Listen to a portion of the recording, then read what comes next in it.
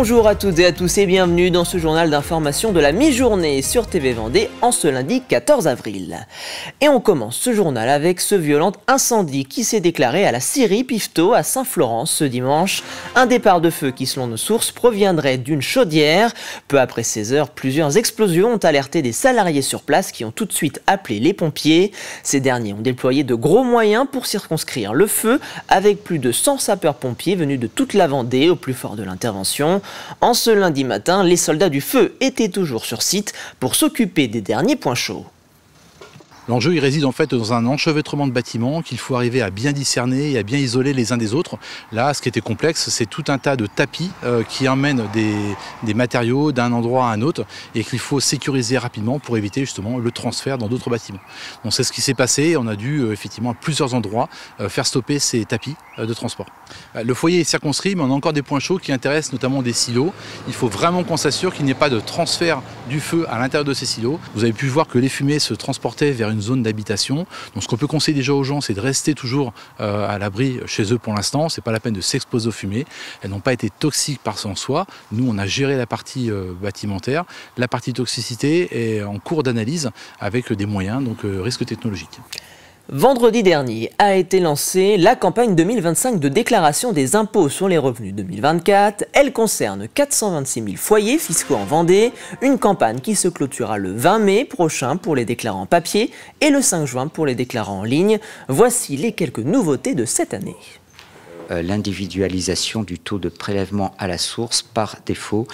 Chaque membre du foyer pourra choisir son taux de prélèvement à la source individuel. Avant, c'était le taux du foyer qui était mentionné par défaut. Ça, c'est la première modification importante dans le cadre de cette campagne d'impôt sur le revenu.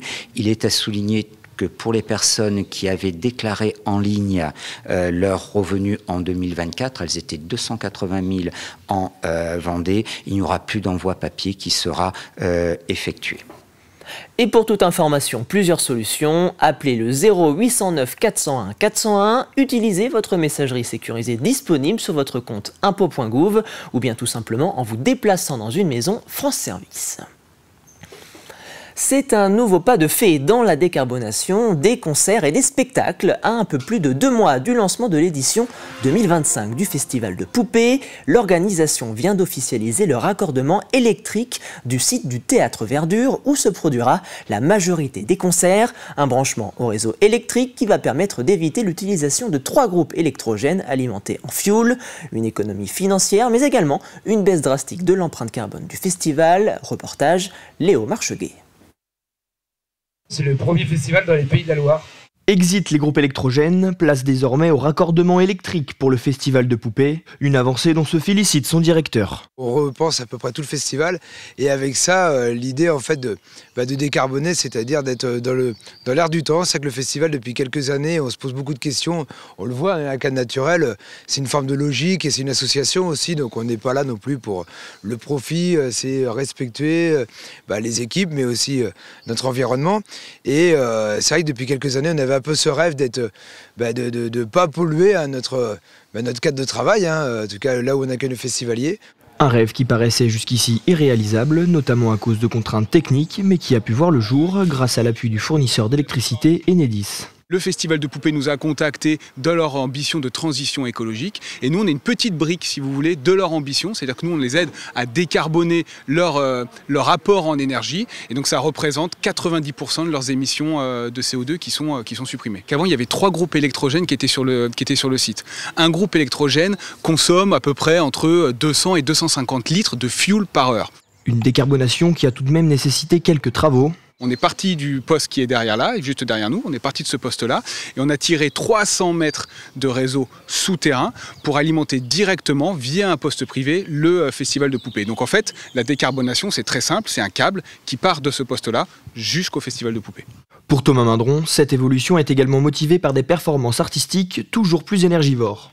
Les spectacles qu'on accueille sont de plus en plus gros et il faut subvenir aussi à leurs besoins électriques. Quand on voit les écrans, les milliards de lumières qu'ils mettent sur scène, tout ça c'est de plus en plus gourmand et c'est la course au plus gros groupe électrogène, au plus de groupes électrogènes. Donc là c'est juste hyper précieux. En tout cas, on ne mesure pas la chance qu'on a de pouvoir être autonome maintenant à tous ces niveaux-là. Ce raccordement au réseau électrique va permettre d'économiser 13 000 litres de fioul sur l'ensemble du festival. La 3e édition du Color Geek avait lieu ce week-end à Venanceau. Elle est organisée par l'Espace Jeune de la commune. Pendant ces 2 jours, le public ont ainsi pu profiter du travail de nombreux artistes de pop culture venus pour l'occasion et partager ainsi leur passion à travers de nombreuses activités. Figurines de séries cultes, œuvres d'art ou encore ateliers de doublage, l'immersion est totale pour cette 3e édition du Color Geek à Venanceau. Steven, passionné de pop culture, est un habitué de ces conventions spécialisées. Le week-end dernier, j'avais été au Geekfest d'Angers, à la convention Geekfest d'Angers qui est vraiment géniale. Et là, on m'a dit qu'il y en avait un à Venanceau. Et du coup, vu que j'habite à côté, je suis venu parce que je suis ravi de faire ces conventions. En Vendée, qui est ça, franchement, c'est vraiment génial que la commune de Venanceau fasse ça. Et que du coup, grâce à ça, on peut rencontrer des gens qui sont pas dans le jugement.